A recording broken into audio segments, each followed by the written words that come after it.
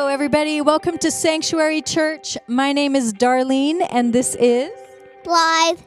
And as you can see, we have not let go of summer yet. We're going to take these days as they come, right? Well, we're so glad that you've joined us this morning. Why don't you let us know your name and where you're connecting from, and we'll say hi, and we hope that you enjoy the service.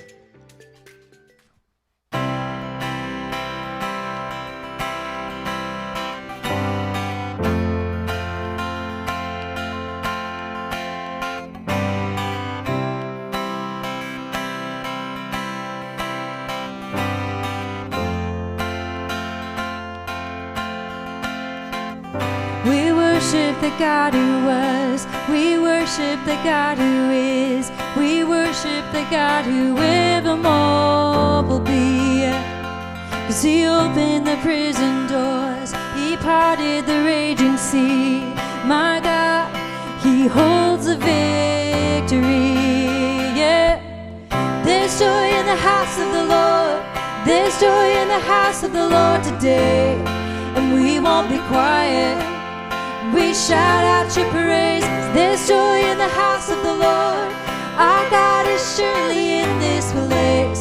And we won't be quiet as we shout out your praise. Oh, oh, oh.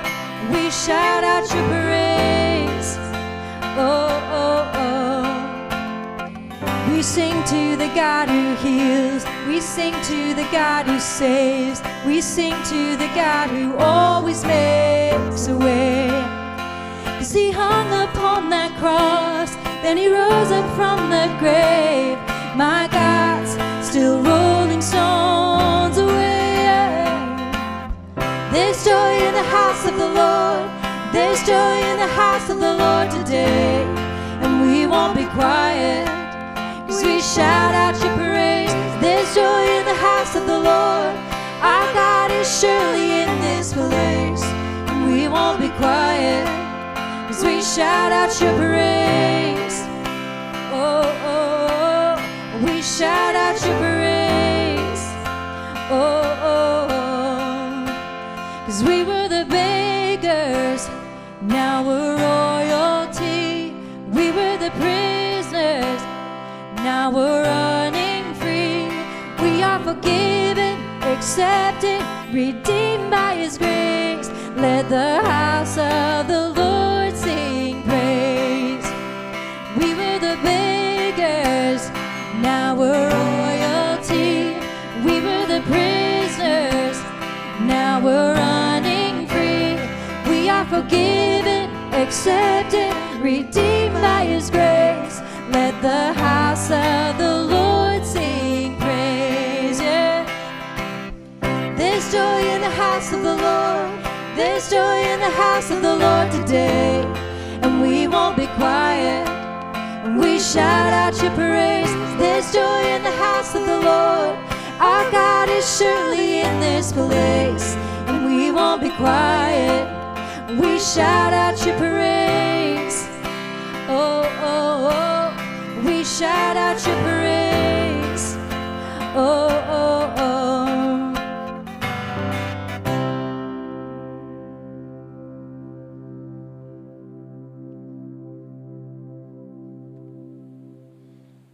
Hey, thanks again for worshiping with us. Thanks for gathering online with us. And next week, we actually get to gather in person again. That's our rhythms right now. Once a month, we gather in person for a service. Once a month, we gather in person for brunch, which we had last week. And it was fantastic just to be together. So next Sunday, September the 12th at 10 a.m.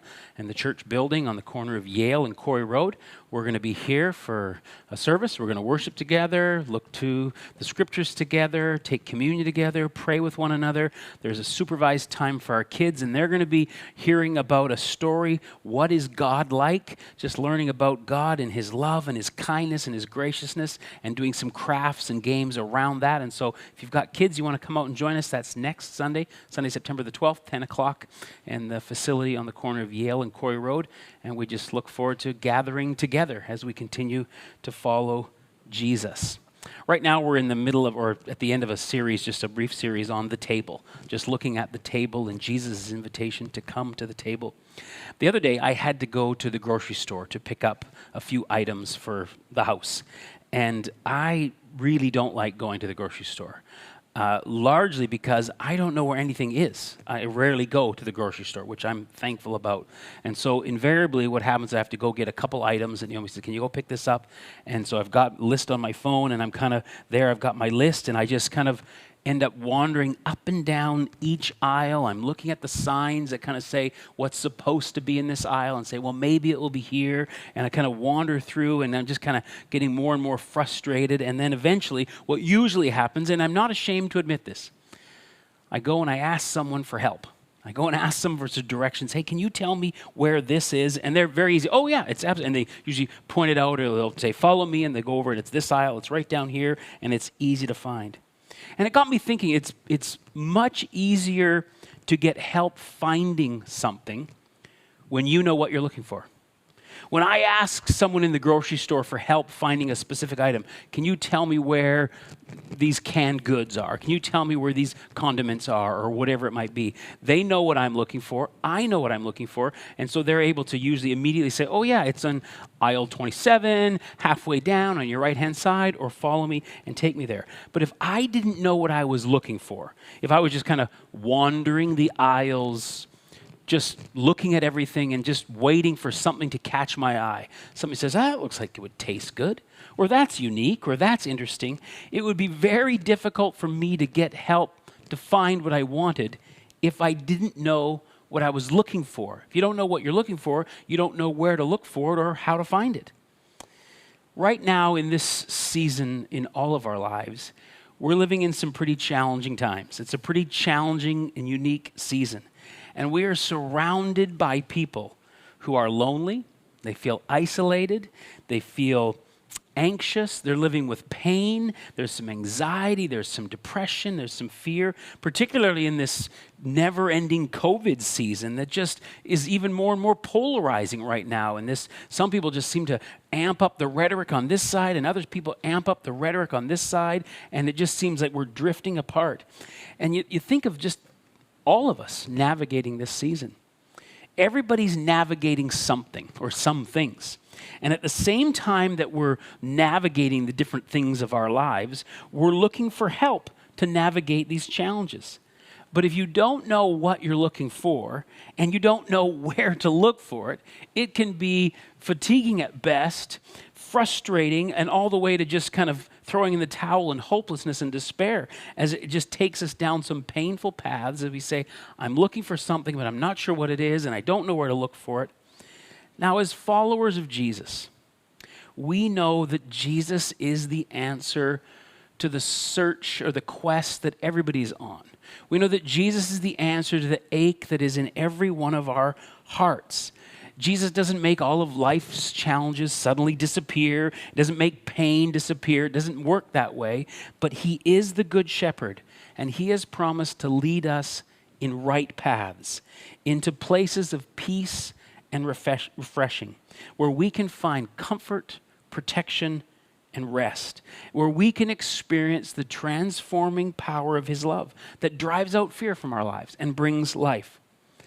But in this search, while we may know that that's the answer, that everybody, to the ache, the quest in everyone's life, not everybody knows that. And if we're honest, people today are by and large not looking to church buildings and church services for the answers to the questions they're facing. And in some cases, there's even a negative view and kind of a resentment towards the church. The church is a wonderful, good thing. So I'm not trying to, rag on the church, but just talking about the general perception of people who are unchurched and just kind of walking in there. But while people are not looking to church buildings or church services, there is a real openness to look and to be found in welcoming relational circles. There is an openness to friends. There's an openness to relationship. There's an openness to the table. There's an openness to sharing a meal together. That's why I believe over these last few weeks as we've gathered in different settings, our look at the table and hospitality is incredibly important and necessary. Over the last couple of weeks, we've looked at how Jesus prioritized the table, how he intentionally created space to gather with people and to invite people to gather with him. This was how he went about his mission of reaching people. It says he came eating and drinking. This was his method, if you will, to connect with people and create spaces where his love could be experienced by people. And in doing this, Jesus did at least two things. He gave us an invitation to respond to, and he gave us an example to follow.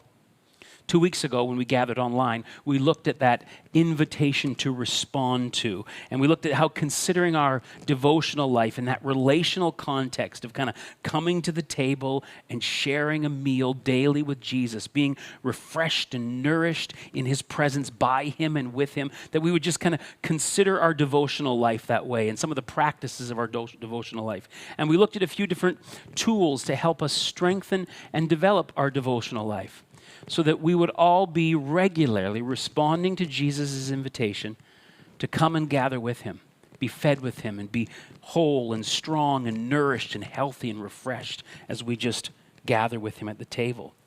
But so today, what we want to look at is that second part of what he did, that of setting an example for us to follow. See, Jesus intentionally created space and invited people to the table with him. Sometimes he even took the bold move of inviting himself to their house for a meal. And as we look to Jesus, as we seek to follow him and walk in his way, each and every one of us as followers of Jesus have to honestly consider our practice of creating space to gather with people and intentionally inviting people to gather with us. Now, sometimes when we talk about hospitality and gathering with people and all that, sometimes I get the feeling that it's almost like you're talking about tithing. In different times when I've talked about tithing, there's usually kind of two groups, at least in the room. There's those that do tithe and they're like, yes, this is so good, amen, more of this, and we kind of pat ourselves on the back. And then there's another group that just kind of, we put our heads down and we just kind of wait for it to be over, and we kind of rehearse the reasons why we aren't doing it, and just kind of hopefully we'll get through this and then we can carry on. And sometimes I think that with hospitality, it's like that. There's those that do practice hospitality in various different ways, and we start talking about hospitality as like, yes, I like doing this, way to go, I'm doing a good job. And then those that don't, that just kind of say, and we begin to rehearse the reasons why we don't. I'm an introvert. My schedule's full. I just don't find time. I don't have nice enough dishware. My house is not big enough. And all, we just begin to rehearse these reasons why we don't. So wherever we may find ourselves on this hospitality spectrum, engaging in it, participating in it to a degree, or kind of it's a struggle and it's a challenge and we're kind of, we don't really want to if we're honest. What I'd like to ask us all to do is that we would just approach this issue of hospitality and the table and gathering with Jesus and responding to the example he set before us with an open heart and an open mind. That as we look to Jesus, we would see why he does what he does, how he does what he does, and its importance in our lives and in this world that we find ourselves, and how can we walk this out. Because if we are going to walk in the Jesus way, what was important to Jesus needs to become increasingly important to us. And that takes time. That's not done. There's a journey, but it just, over time, it's becoming increasingly more and more important to me. What was seen in his life is more and more seen in mine. This is the journey of following Jesus, of becoming more like him. And it isn't about measuring myself against you or you against me or us against them. It's about all of us looking to Jesus saying, okay, that's the example. That's the invitation. This is the Jesus way, and we're on a journey together, and we just walk with him and allow that process to be growing in our lives. So that which Jesus prioritized, and we've looked at that before, where Jesus clearly modeled it was his priority. He demonstrated it. He intentionally engaged in it. The method that he went about reaching people, eating and drinking, gathering with people around a table was an absolutely crystal clear part of his ministry. It wasn't a sidebar issue. It wasn't a snack till he went on to the important things. This was clearly a priority of his ministry. And so that what Jesus prioritized and modeled, the early church picked up on. And it just became part of the rhythms of the early church. In Acts chapter 2, we read this passage about the rhythms of the early church, just kind of what their schedules and how they organized themselves and ordered themselves. And it says this in Acts chapter 2, verses 42 to 47. All the followers of Jesus, all the believers, devoted themselves to the apostles' teaching and to fellowship and to sharing in meals, including the Lord's Supper. So it wasn't just communion they had. This was like, we're gathering around the table and sharing a meal, and to prayer. And a deep sense of awe came over them all. And the apostles performed many miraculous signs and wonders. And all the believers met together in one place, and they shared everything they had. They sold their property and possessions and shared their money with those in need. They worshiped together in the temple each day and met in homes for the Lord's Supper and shared their meals together with great joy and generosity. And the result of this, all the while praising God and enjoying the goodwill of all the people, and each day the Lord added to their fellowship those who were being saved.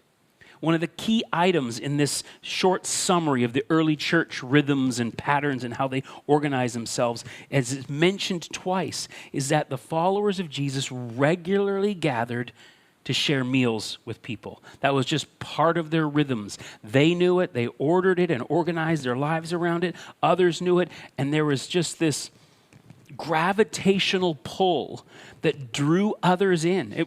Certainly there was invitations and drawing people, and it wasn't just something that happened, but others were welcome to the table. It says new people were added daily. Regularly, new people were coming to the table.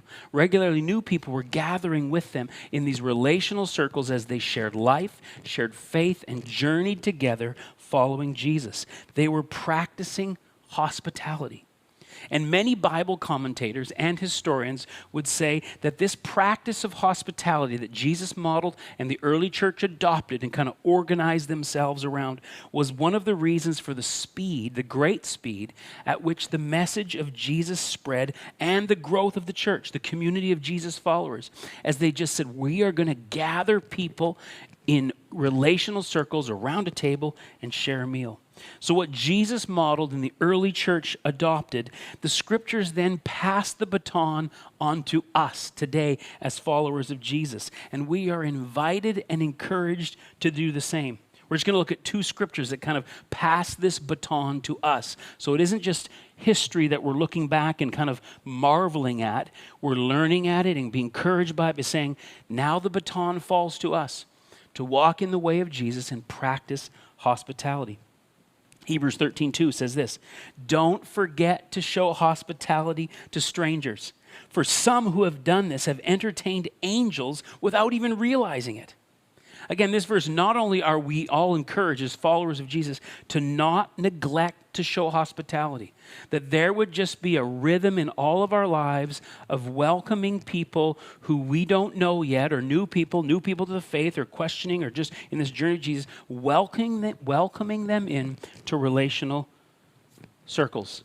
And not only are we encouraged to not neglect this, but we're invited to do this with a sense of anticipation.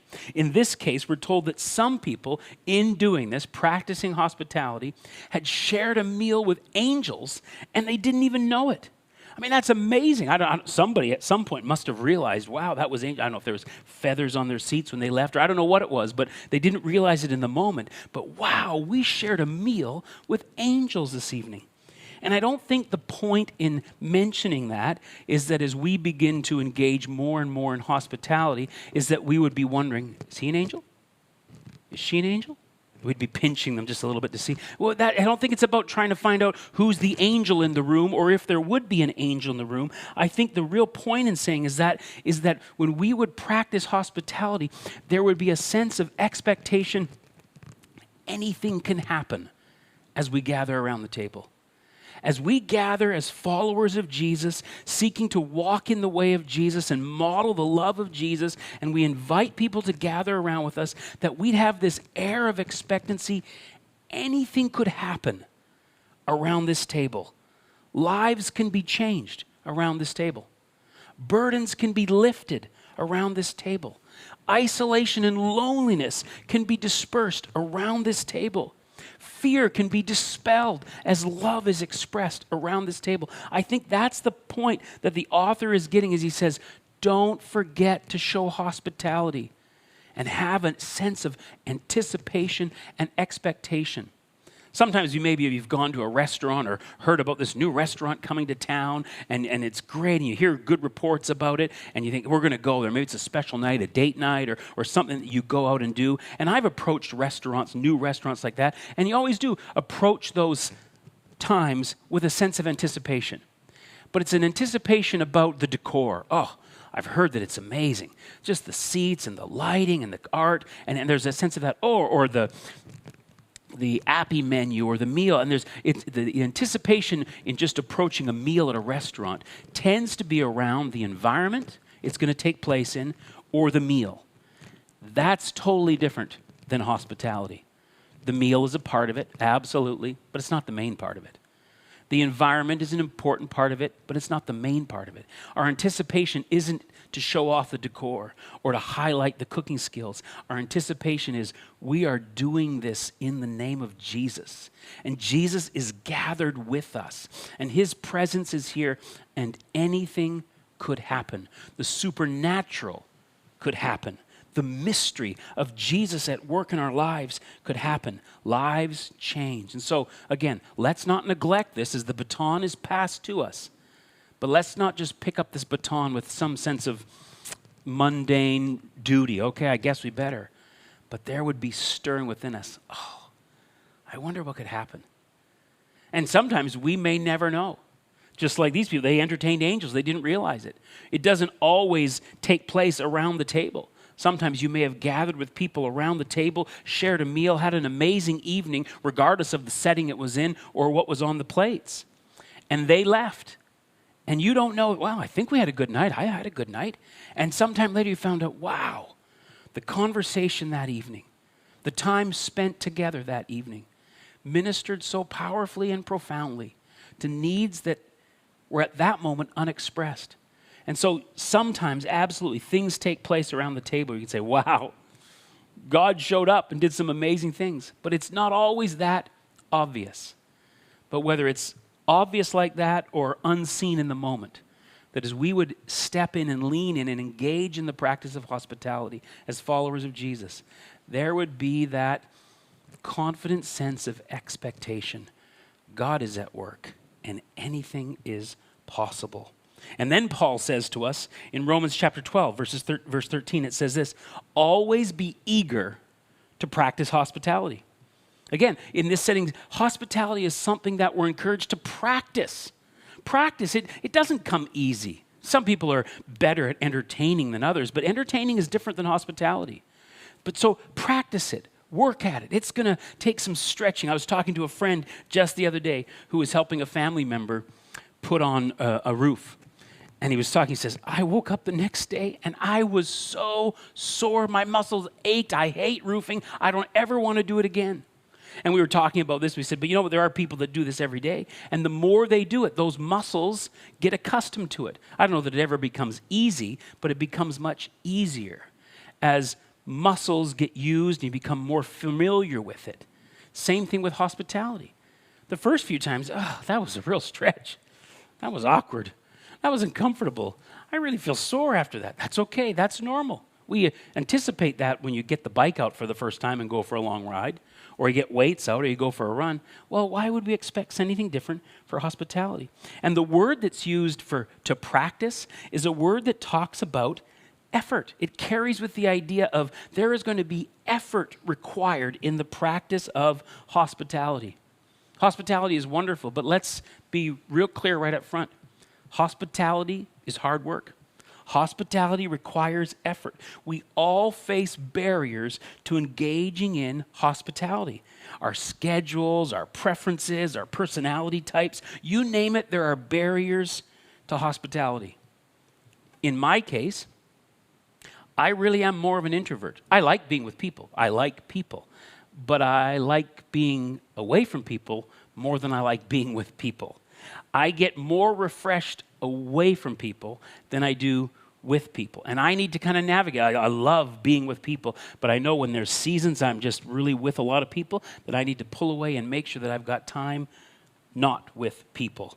I get recharged away from people. I go to movies by myself. I've gone to restaurants by myself. Just bring a book and have a meal, and it's all good. Like I don't think it's awkward. I don't think it's weird. I don't know if people around me feel sorry for me. I'm just enjoying the time watching the movie or eating the meal or reading the book or whatever it is by myself. And then if I'm in a larger setting with people all around, one of my greatest joys is to kind of look over the room of the larger setting and to see everybody is engaged in conversations. I'm like, great. I don't have to. And I feel this weight lift off my shoulder, like, oh, I'm let off the hook. And if I see people that aren't, like, oh, I better get in there and do that. And it's not always out of duty or obligation. I like being with people. But that's just some of the challenges that I have to navigate. My wife, on the other hand, Naomi, she's an extrovert. She loves meeting new people. No problem. You know, she goes over and just makes a new friend like that. Years ago, we went to one of her high school reunions. And going there, I was not going to know anybody there. So I was adamant a few times on a car ride there. I said, okay, please don't wander off tonight and leave me in a room where I don't know anybody. Yeah, I don't know where we'll stick together. No, I said, please don't do it. Well, guess what happened? She gets caught up meeting people she's known before or some new people or their spouse or their partner, whatever it is. And before you know it, I'm in a room by myself with people I don't know. And it's a stretch, it's effort. I think, okay, and here we go. And I survived, but I have to regularly navigate that part of my life. And if we are going to build hospitality, the table, into a regular rhythm in our life, not this once a year thing we do, not this 2 or 3 times a year thing, but if it's going to become a regular part of our life, a regular rhythm in our lives, it is going to require sensitivity to the Holy Spirit on our parts, and it's going to require self-sacrifice to our comforts. See, it can be easy to consider, when we think of hospitality, it can be easy to consider it as primarily for the benefit of the person we are gathering around the table with, or the person we have extended the invitation to gather with us. And there certainly is a benefit to those we invite to gather with us. But the practice of hospitality benefits each and every one of us greatly, significantly. Practicing hospitality is one of the ways that the character and life of Jesus gets formed in our own lives. Because when we practice hospitality, and it takes practice and it takes effort, we have to confront our own fears. I don't know, what will I say? What are we going to do? We have to confront our own anxieties. We have to confront our own insecurities. We have to confront our own personality types. All these different, we have to confront these things, and we have to confront our own selfishness, our own preferences, our own comforts, our own managing our own time and kind of keeping it to ourselves. Practicing hospitality is incredibly stretching, but it is one of the great ways that we grow in our understanding and experience of the love of Jesus. Rosario Butterfield, the author of The Gospel Comes with a House Key that we've read, that talks about hospitality, she says this: selfishness hides itself in the habits of middle-class ease. When I heard that, I thought, oh, that hurts. Because none of us want to think we're selfish. But I like to be at home certain nights of the week to watch the shows I want to watch, or to just kind of wind down on my own, or to have control of my schedule. I don't mind popping in on people, but I hate pop-ins. I really do. Because when I'm popping in on someone, I'm in control. I get to decide, hey, I'm going to pop in and see what they're doing. I like that. But when someone else is popping in on me, I'm not in control. All of a sudden, it's an interruption. It's an unplanned thing. And so you think, oh, okay. And there's different ways that selfishness hides itself in our habits of middle-class ease. And it is these habits of middle-class ease that often stand as barriers to our engaging in the practice of hospitality, walking in the way of Jesus and inviting people to gather with us. So here's just a couple suggestions. It's, again, there's no way to make it easy, but here's some ways that hopefully will engage us all to lean in a little bit more in the practice of hospitality. Number one, don't compare yourself to others. Don't compare the way you're practicing hospitality with the way someone else practices hospitality. Because you're going to look over there and you're going to see Martha Stewart and just the amazing dining room table they have and the amazing plates they have and the amazing 3-course meal they have. And that's just how they chose to engage in hospitality. And you think, well, I can't do any of that. It's not about comparing ourselves. If that's how they want to practice hospitality, good on them. For you, it may be paper plates, plastic cups, takeout meals, pizza. It may mean gathering with someone for a coffee. It may mean happy hour somewhere. I don't know. But don't compare your practice of hospitality with someone else's of hospitality and put yourself down thinking, I don't do it as well as they do, so I shouldn't do it. No. We're all going to do it different. We're not encouraged to, we are all encouraged to practice hospitality. We're not all encouraged to do it this specific way. But there does need to be an openness to our lives, an intention to our lives, to invite others to gather with us in relational circles. So don't compare yourself. Second thing, keep it simple. Really keep it simple. Because the more complex it gets, the less repeatable it will be.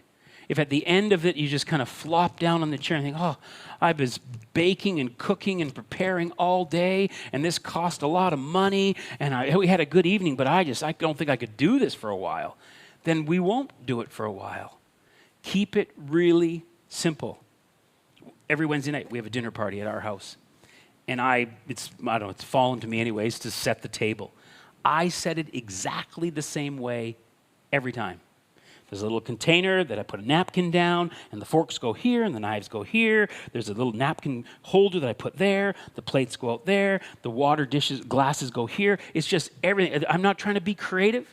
I'm not trying to say, well, I set it up that way last week. People are probably bored. I need to spice it up a little bit. No. Every single week, the table gets set the same way. I'm going to keep it as simple as possible so it's as reproducible as possible so there's no hassle because I'm not going to, I got to be creative. No, because it's not about the table setting. It's not about the food. It's not about the environment. It's that there's an intentional thing. We're going to gather around a table and share a meal together in some context. So keep it simple. Keep it as simple as possible. Number 3, you don't have to do it alone. Maybe you are. Maybe you have, social anxieties. Maybe you really are a shy introvert. And you think, how am I supposed to do this? Well, that's all right. It's important to know who we are.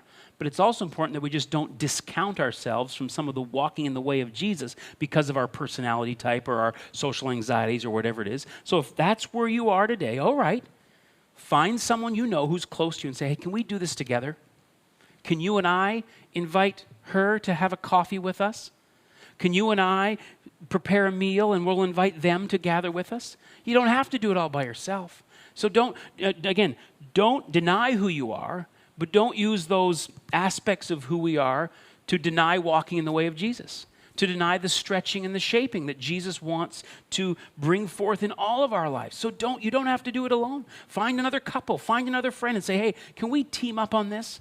Because I know when it gets close to the time, I'm going to want to bail. I'm anxious, I'm afraid of this, and I'm going to need you to remind me, no, we can do this. And I'm going to be there, and if the conversation lags, I'll pick it up, or if it does, and do it together. And number 4, start small, but start. You don't have to start with some elaborate meal. You don't have to start with, let's invite the whole neighborhood to our house, or let's invite all these people, but start with maybe someone who's just on the fringe of your relational circle and say, hey, you want to go for a walk down by the river and have a coffee together? Hey, do you want to come for dinner? I don't know. Start small. Start in a manageable way, but start. Don't not do something, but take a small step. See, the reality is, like we started just a few minutes ago, we are surrounded by people that are looking for something. And they can't always articulate what it is they're looking for.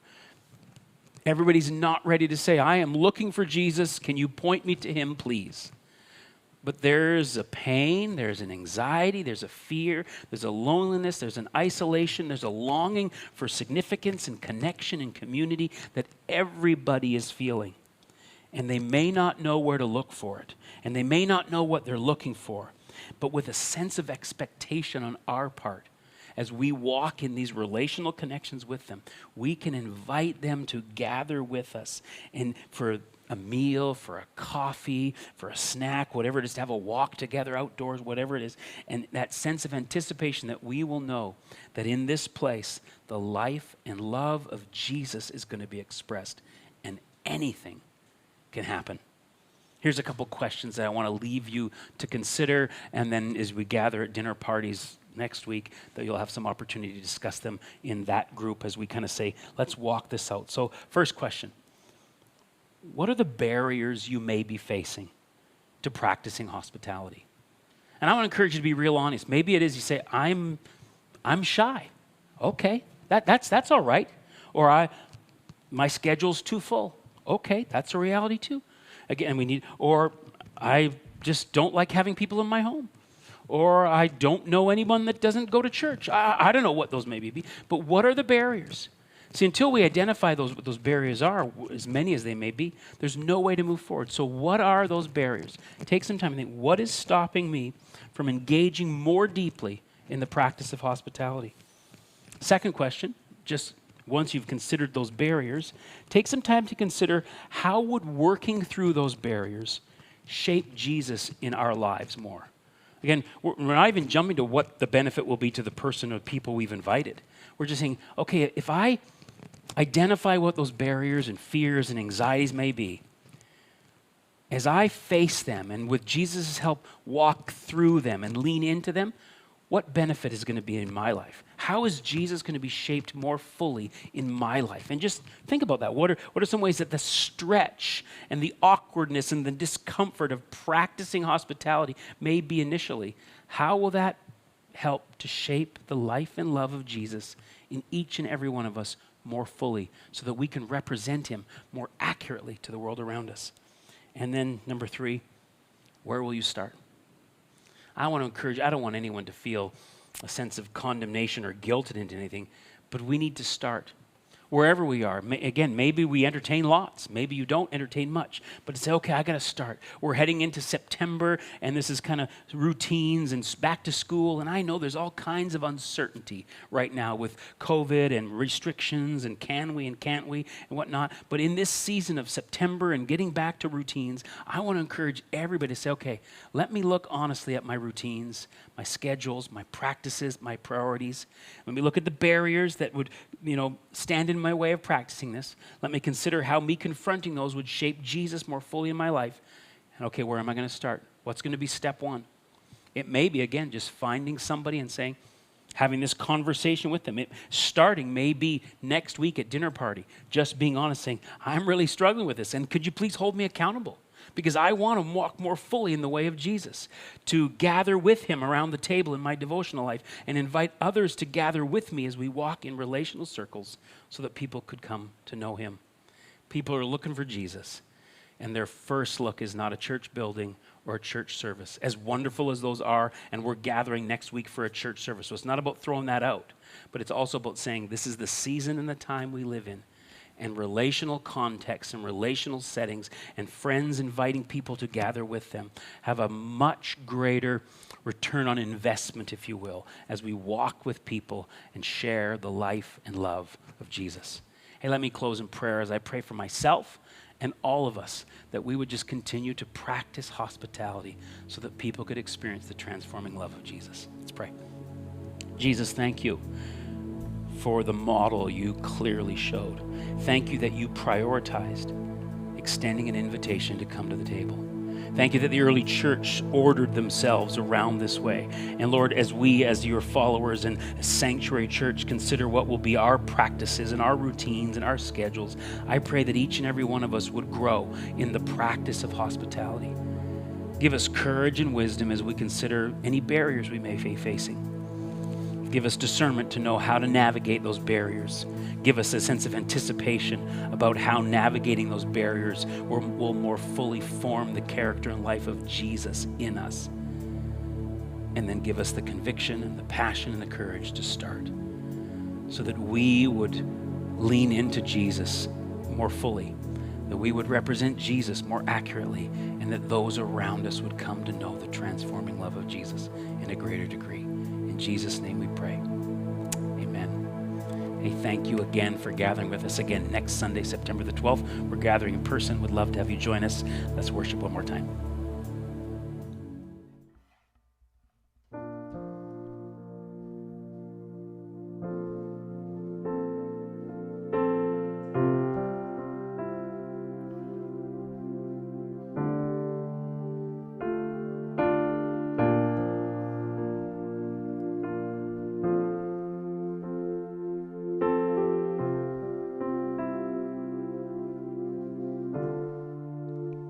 You are here, moving in our midst. I worship you, I worship you. You are here, working in this place. I worship you, I worship you. You are here, moving in our midst. I worship you, I worship you. You are here, working in this place. I worship you, I worship you. 'Cause you are waymaker, miracle worker, promise keeper, light in the darkness. My God, that is who you are. You are waymaker, miracle worker, promise keeper, light in the darkness. My God, that is who you are. You are here, touching every heart. I worship you, I worship you.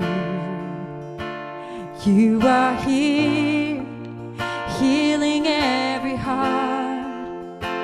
I worship you, I worship you. You are here, turning lives around. I worship you, I worship you.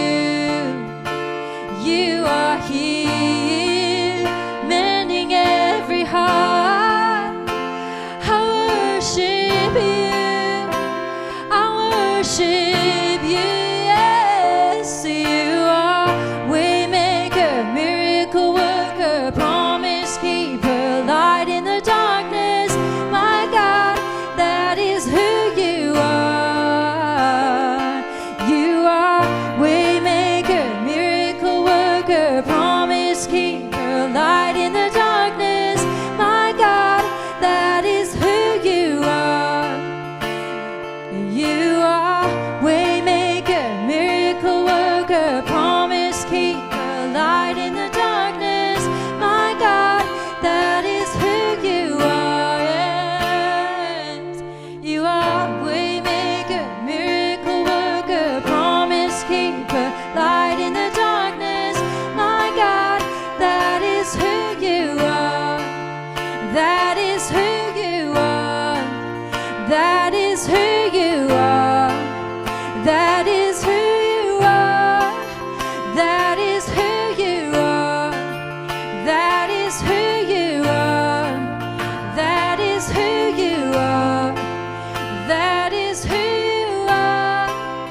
That is who you are.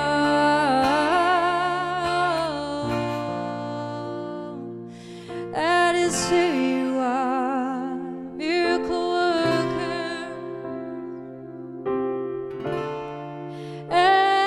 Touching every heart, healing every mind.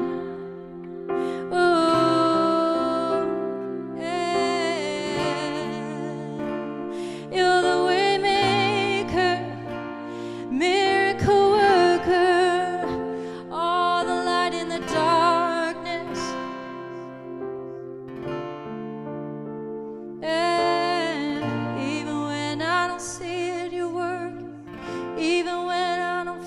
that you're working, always working. Oh, even when I don't see it, you're working. Even when I don't feel it, you're working.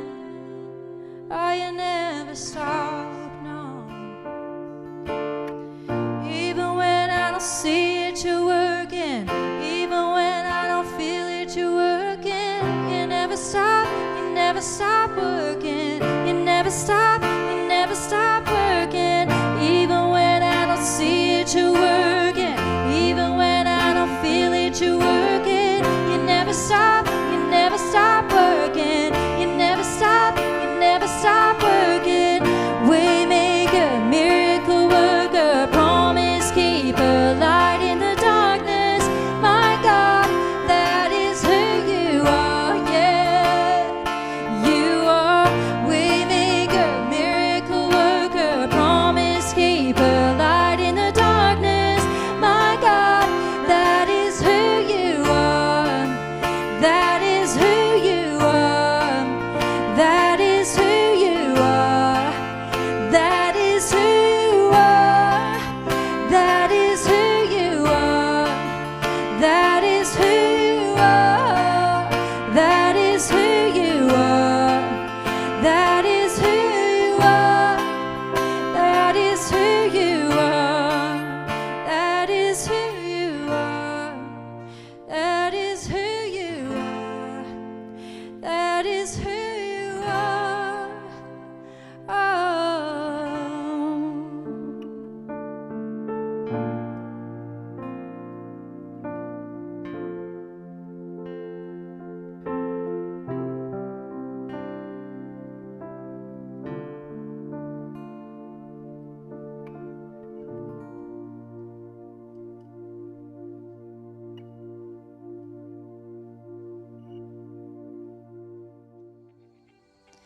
Hey, thank you for joining us. Wow, what an awesome message. You know, I encourage you, just like Pastor Scott said, to take a step forward and include someone in your circle. Include them in your world. Welcome them in. Let's make sure that none of us go together in life alone. Thanks for joining us again, you guys. If you want to connect with a dinner party, we have a few during the week. Just give us a shout, email us, and we'd love to connect you at the right place. Have a great week, everyone.